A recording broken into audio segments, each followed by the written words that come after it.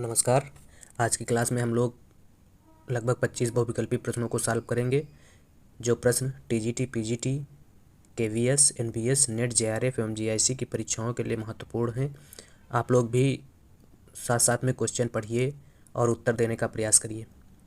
पहला क्वेश्चन देखते हैं क्या कह रहा है। ऋण योग्य कोष सिद्धांत का प्रतिपादन किया।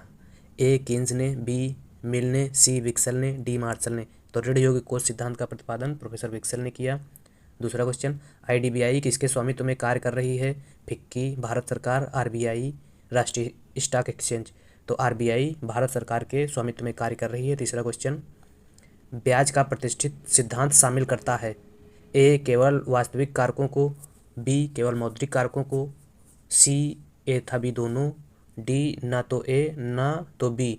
तो ब्याज का प्रतिष्ठित सिद्धांत केवल वास्तविक कारकों को शामिल करता है। 3 का ए सही हो जाएगा। 4 फिलिप्स वक्र संबंध दर्शाता है किसके किसके बीच। तो फिलिप्स वक्र मुद्रास्फीति एवं बेरोजगारी के बीच संबंध दर्शाता है, सबको पता होगा। तो इसमें ऑप्शन देख लेते हैं।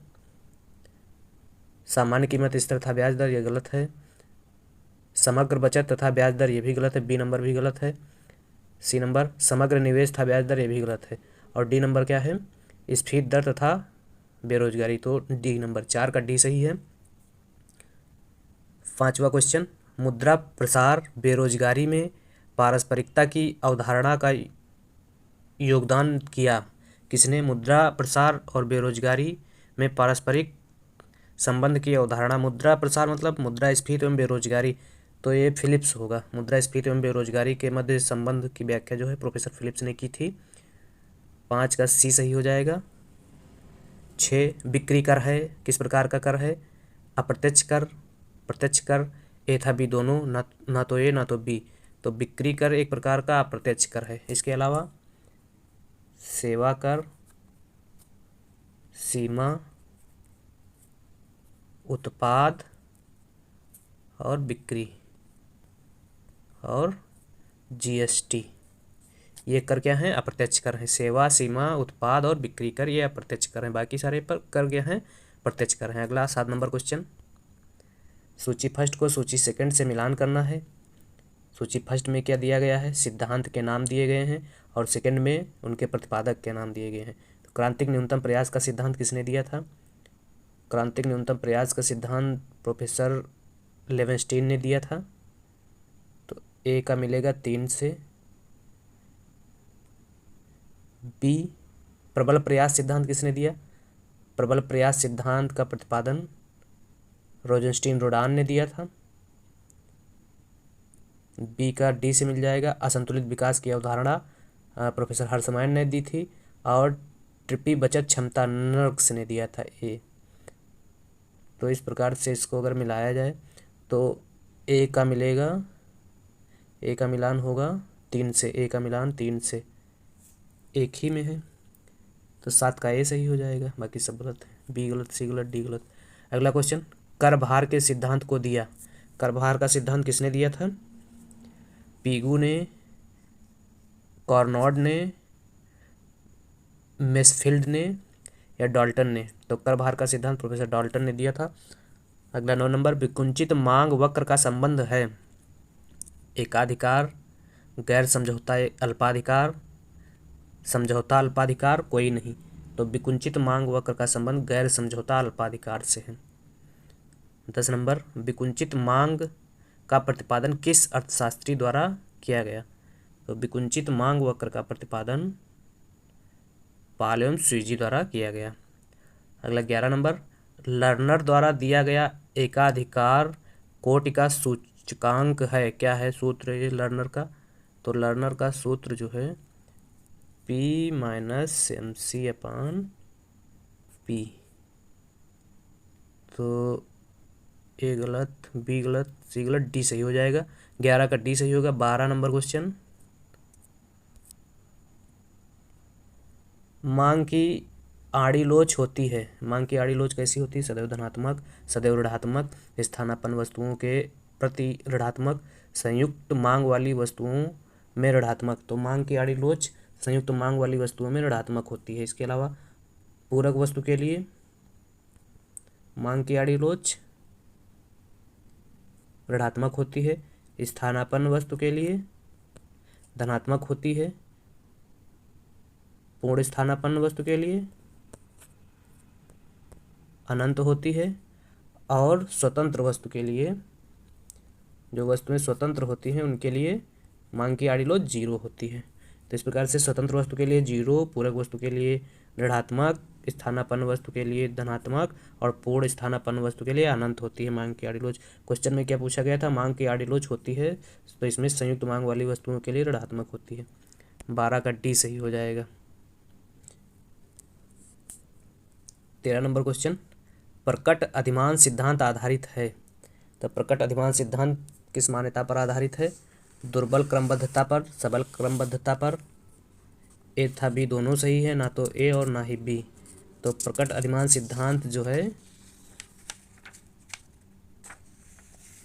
सबल क्रमबद्धता पर आधारित है, बी सही हो जाएगा।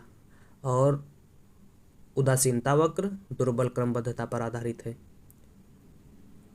प्रकट अधिमान सिद्धांत का प्रतिपादन किसने किया था? प्रोफेसर सैमुअल्सन ने प्रकट अधिमान सिद्धांत का प्रतिपादन किया था, जिसमें इन्होंने क्या बताया था कि सैमुअल्सन के सिद्धांत में इन्होंने बताया था कि जब कोई उपभोक्ता बाजार से वस्तुओं के एक संयोग का क्रय करने का निर्णय लेता है तो उसके दो कारण होते हैं। कौन कौन से दो कारण होते हैं?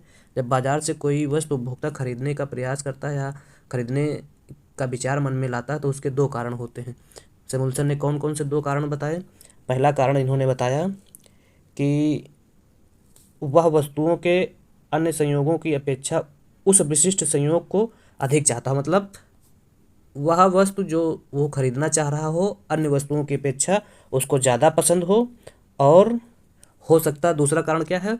हो सकता वह वस्तु जो है अन्य वस्तुओं की अपेक्षा ज़्यादा सस्ती हो, इसलिए वस्तुओं को उपभोक्ता क्रय करना चाहता है। और सैमुअल्सन ने अपने सिद्धांत का प्रतिपादन बिना अनधिमान वक्रों की सहायता से किया था। बाकी इसके पहले सैमुअल्सन के पहले जो सिद्धांत उपभोक्ता व्यवहार के संबंध में दिए गए थे मार्शल द्वारा और एजवर्थ हिक्स द्वारा, उन सब में तटस्थता वक्र का प्रयोग किया गया था या उदासीनता वक्र का प्रयोग किया गया था। यह सिद्धांत सबल क्रमबद्धता पर आधारित है, तो 13 का बी सही हो जाएगा। 14 नंबर, प्रकटित अधिमान सिद्धांत का निरूपण किया। तो प्रकटित अधिमान सिद्धांत का निरूपण जो है 1948 में सैमुअल्सन ने किया था। 14 का ए सही हो जाएगा। 15, एडम स्मिथ की पुस्तक राष्ट्रों के धन की प्रकृति एवं कारणों की खोज किस वर्ष प्रकाशित हुई? तो यह पुस्तक जो है एडम स्मिथ की 1776 में प्रकाशित हुई थी। आधुनिक अर्थशास्त्र के जनक प्रोफेसर एडम स्मिथ को ही माना जाता है। अगला क्वेश्चन, मुद्रा की मांग है पूरक मांग, प्रत्यक्ष मांग, आय मांग, व्युत्पन्न मांग। तो मुद्रा की मांग जो है व्युत्पन्न मांग कहलाती है। अगला क्वेश्चन, ऋज रेखाओं पर श्रम व पूंजी की सीमांत उत्पादकता सदा ऋणात्मक होती है, शून्य होती है, धनात्मक होती है, अनंत होती है। तो ऋज रेखाओं पर पूंजी व श्रम की सीमांत उत्पादकता हमेशा शून्य होती है। 17 का बी सही हो जाएगा। 18, किसको आर्थिक लागत कहा जाता है? अवसर लागत को, मौद्रिक लागत को, वास्तविक लागत को, उपयुक्त सभी को।